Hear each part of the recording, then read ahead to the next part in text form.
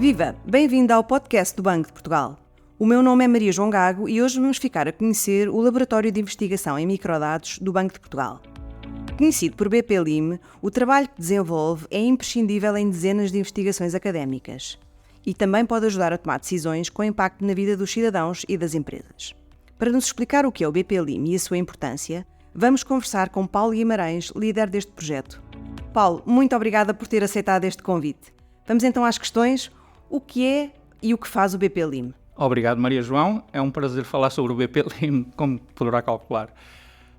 O BP-LIM é o Laboratório de Microdados do Banco de Portugal, como já disse. Está aqui localizado no Porto e iniciou a atividade em 2016. Ele faz parte do Departamento de Estudos Económicos, mas trabalhamos em estreita colaboração também com o Departamento de Estatística. E é uma unidade pequena, tem 6 colaboradores permanentes e alguns estagiários durante o ano. Agora, sobre o que faz. Vamos então tentar explicar o que é que o BP-LIM faz. Foi decidido pelo banco, há uns anos atrás, que deveria disponibilizar a informação que tem de microdados, que o banco tem bases de microdados muito relevantes, para que os investigadores pudessem utilizar essa informação para estudar a economia portuguesa. Essa informação é uma informação muito rica. Pode dar-nos alguns exemplos dessas bases de dados? Sim. Um dos exemplos é a base da Central de Balanços, outra a Central de Registro de Crédito. Portanto, estas são talvez as duas mais importantes bases de dados que o banco tem ao seu dispor e que podem e têm muita importância para qualquer investigador que queira compreender o funcionamento da economia. Só que não é fácil disponibilizar os dados, não é só dizer assim, olha, estão aqui os dados, a qualquer investigador, e estamos a falar de investigadores de qualquer lado, não é só investigadores do banco, é investigadores externos, e quando estamos a dizer externos, estrangeiros também, quer dizer, toda a gente, toda a comunidade académica em geral. E não é possível chegar ao junto do investigador e dizer assim, são aqui os dados, use-os à vontade. Isto não é possível. Porquê? Primeiro, porque há a questão de confidencialidade da informação.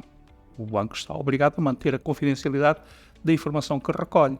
E, portanto, nós temos de ter mecanismos que permitam que os investigadores analisem essa informação sem tomarem conhecimento de qualquer informação privilegiada. Depois, estamos a falar de bases de dados muito complicadas. Bases de dados que têm milhões de observações, que são recolhidas, no caso da CRC, mensalmente. Portanto, pode imaginar as dimensões brutais destas bases de dados, e que mudam ao longo dos anos, há alterações que são introduzidas nas bases de dados e, portanto, é preciso também ter um conhecimento profundo sobre estas bases de dados. Para podermos tirar o melhor proveito, não é, dos dados, não é? E para que se possa entender e explorar os dados. A gente tem de os entender, acima de tudo. Dito isto, também há a questão das técnicas. Isto não é uma base de dados pequenina que a gente pode carregar num Excel e começar a olhar para ela. Há técnicas específicas para lidar com bases de dados grandes como são estas. E, portanto, os investigadores também têm de ter esses conhecimentos. E têm também de ter capacidade computacional, porque não é num computador, no portátil habitual em que trabalham, que eles vão trabalhar com uma base de dados dessas. Finalmente, e isto é muito importante para a questão da investigação, há a questão da replicabilidade. Hoje em dia, quando se faz investigação em economia, é necessário, se o objetivo é pelo menos a publicação numa revista científica de qualidade, é necessário garantir que qualquer outro investigador pode replicar esses resultados. Portanto, estes são os desafios que se colocam a quem queira trabalhar com os dados, e é aqui que nós oferecemos, digamos, a solução que permite que investigadores de qualquer lugar do mundo possam trabalhar os dados. A questão da confidencialidade, nós temos métodos próprios que nos permitem disponibilizar a informação, fazer com que os investigadores trabalhem os dados sem nunca os verem, nos casos, por exemplo, da CRC. Mas, no entanto, usam os dados reais. O conhecimento dos dados, nós documentamos essas bases de dados, publicamos informação sobre os dados, harmonizamos as diferentes bases de dados quando é o caso. Sobre o conhecimento de técnicas, nós fazemos workshops, todos os anos fazemos workshops, damos formação a estagiários, ensinamos a trabalhar com estas bases de dados, porque eles são futuros investigadores que aqui estarão, portanto apostamos nisso. Sobre o tratamento dos dados, o modelo que o banco utiliza para permitir o acesso dos investigadores externos é um acesso que é feito nos próprios servidores do banco. Portanto, um investigador externo, quando acede aos nossos dados, ele não precisa de se preocupar em ter nem acesso ao software, nem acesso à capacidade computacional. Usa a infraestrutura do banco. Então, como é que o investigador pode, de facto, usar os dados do BP Lim? Primeiro, deixe-me tornar claro que a utilização dos dados do BP Lim é apenas para fins de investigação e não para qualquer outro fim.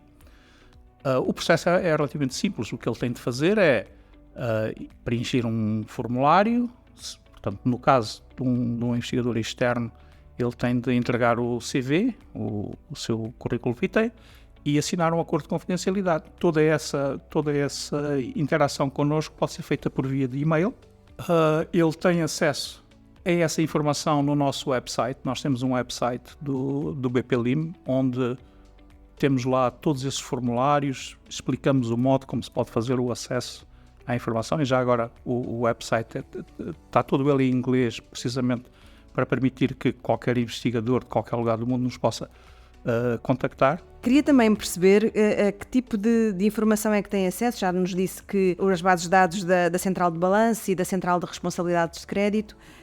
Sim, essas não são as únicas bases de dados a que temos acesso. Portanto, temos de distinguir duas coisas. Uma são as bases de dados em que nós temos e que disponibilizamos a investigadores externos, mas temos também bases de dados que temos recolhido e disponibilizamos a investigadores internos e que não as podemos ceder a investigadores externos. Mas, em relação ao tipo de informação, nós temos um website que é do BP Lim. Lá encontra-se a informação das bases de dados que podem ser disponibilizadas a externos, com os respectivos manuais e com manuais também que lhe permitem perceber como é que pode aceder ao servidor externo, como é que se faz a ligação. Portanto, tem lá toda a informação que precisa para trabalhar nos dados e para nos solicitar o acesso à informação. Nós temos também, em termos de disponibilização da informação, temos também um GitHub, e nesse GitHub disponibilizamos também informação adicional para aquele investigador mais avançado. Quer perceber quais são as ferramentas que nós utilizamos, quer usar containers, que são, não interessa, mas são soluções informáticas que existem para que garantem a replicabilidade dos dados. Portanto, para o investigador mais avançado temos também um GitHub. Toda essa informação é pública. Uma vez que o investigador submete o seu projeto, que nós o aprovamos, nós aquilo que fazemos é dar-lhe acesso a uma conta no nosso servidor externo para acesso remoto. Ele pode aceder de qualquer lugar do mundo, onde esteja, acede à informação lá. E quando acede a essa informação, ele vai transformá-la, não interessa exatamente, portanto, ele tipicamente usa um software tipo Stata ou R ou Python ou o que seja, gera outputs. Esses outputs são por nós analisados para garantir que a confidencialidade da informação é mantida. Depois de nós percebermos que esses outputs que não põem em causa, mantêm a confidencialidade da informação, nós enviamos esses outputs. E esses são os outputs que ele usa na sua investigação. Muito bem. Além das bases de dados que são do próprio Banco de Portugal, através do BP Lim é também possível ter acesso a bases de dados de outras entidades? Sim, mas pode explicar? Tudo depende dos protocolos que o banco estabelece com as entidades exteriores. Nós temos algumas situações, algumas bases de dados, por exemplo, que disponibilizamos a investigadores externos porque o protocolo assim o contempla. Por exemplo, os dados sobre os incentivos fiscais é uma base de dados que nós disponibilizamos a investigadores externos e que não é do banco. Temos outras bases de dados que, devido ao protocolo que nós assinamos com as entidades externas, no caso, por exemplo, o IFP ou a Segurança Social, esses dados apenas podem ser disponibilizados a investigadores internos. Dito isto, existe também uma outra situação, que é os investigadores podem nos trazer os seus dados de fora que nós juntamos ao projeto. Isto acontece frequentemente até. Se os dados esses dados não podem estar anonimizados para que nós possamos juntá-los às nossas bases de dados. Aí obriga-nos também a aplicar algumas técnicas para que eles não possam, a partir dos dados que conhecem, identificar dados nossos, das nossas bases de dados.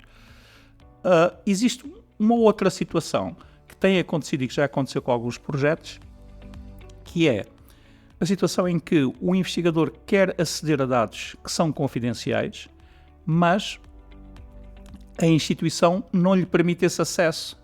E então, aquilo que já aconteceu é que nós conversamos os três, digamos, o investigador, o BP-LIM e a instituição cede-nos os dados originais, nós aplicamos-lhe as técnicas de confidencialidade habituais que também aplicamos aos nossos dados e depois permitimos ao investigador aceder a essa informação. E, portanto, já tivemos alguns projetos nesse caso, onde, no fundo, aquilo que o BP-LIM fez foi funcionar como um interface perante outras instituições que queriam disponibilizar dados confidenciais. O BP-LIM também tem os seus próprios projetos. Quais é que são os mais emblemáticos? Pode dar alguns exemplos, nomeadamente de projetos relacionados com a vida do cidadão comum? Tem. O BP-LIM tem vários projetos, mas eu quero lembrar que o BP-LIM são 6 pessoas, portanto, no dia-a-dia. Portanto, não pode ter grandes projetos. Muitos dos projetos que tem são projetos que visam melhorar a qualidade da informação ou elaborar ferramentas que permitam ou que facilitem a vida do investigador. E isto é particularmente importante porque uma das, eu diria, bandeiras do BP-LIM é a necessidade da reprodutibilidade da investigação científica. E, finalmente, há um outro projeto, que é um projeto que nós já iniciámos há alguns anos e onde adquirimos o know-how, digamos, por nós mesmos, que é sobre o web scraping. Nós iniciámos há alguns anos a recolha sistemática de informação dos preços. Só para ter uma ideia, neste momento nós recolhemos cerca de 160 mil preços por dia, de 160 mil produtos diários, e já o fazemos há cerca de 2 anos. Ainda antes do aumento da inflação. Ainda antes do aumento da inflação, exatamente. E isto, quer dizer, nós não analisamos a informação, aquilo que fazemos é trabalhá-la por forma a que a possamos disponibilizar e que ela possa ser útil depois para os estudos que o departamento faz ou outros investigadores do banco que a queiram utilizar. E de repente imagino que tenha tido muita procura por esses dados. Tem muito interesse, tem, especialmente agora que com a ideia com a alteração das políticas do IVA zero e isso tem realmente havido muito interesse na utilização dessa informação.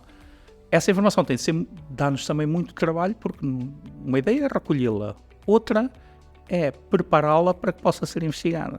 E está sempre muitas inconsistências nos dados, que é preciso analisar e nós fazemos tudo isso. Muito bem, Paulo, foi um gosto descobrir a utilidade do BP-LIM, não só para os investigadores, mas também para a sociedade. Obrigada pela disponibilidade em estar aqui no podcast. Quanto a si, explore todas as potencialidades do Laboratório de Investigação em Microdados do Banco de Portugal em bplim.bportugal.pt. Siga-nos no X, LinkedIn e Instagram.